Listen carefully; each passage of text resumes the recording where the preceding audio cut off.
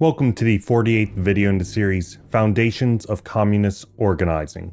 Today we'll be going over the 1964 piece by the ICP, Notes for the Theses on the Question of Organization.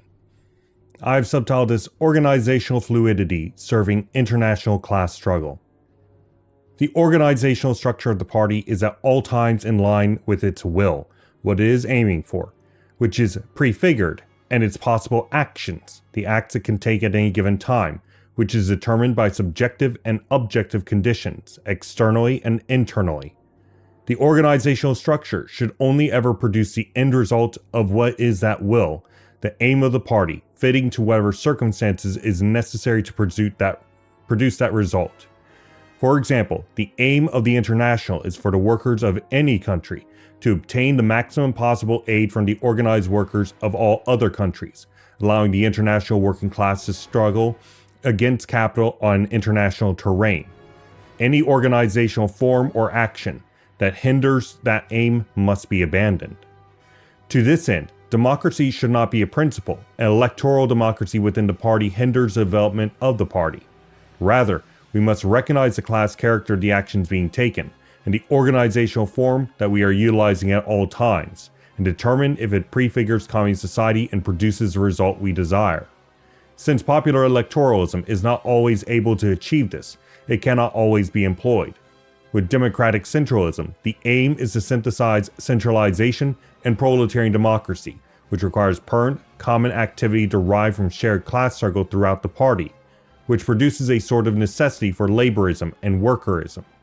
However, centralization is certainly needed, and hence we can make universal determinations of organizational structure based on this knowledge.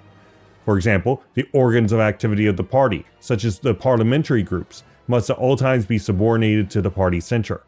In addition, since we have aims of maximizing the class character of actions being taken, we can also layer organs of the party in terms of importance and closeness to the center based on their revolutionary character, starting with the party first, the worker council dominated by the party second, and the unions third, as example. The party's principles adapt to its conditions, within limits that are predetermined by the class struggle which, for instance, shows that the party organizational form itself is necessary, but that the particularities of its internal structures are fluid, with its activity evolving at different stages.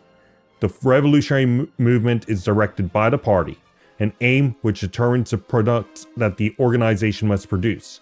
1. Formation, organization, and education of a leading party. And 2. Ultimate capacity to act as the general staff of the revolutionary movement. To this end, the party needs to be the central organ of communist activity, under a powerful leadership that is organized and dynamic, not bureaucratic.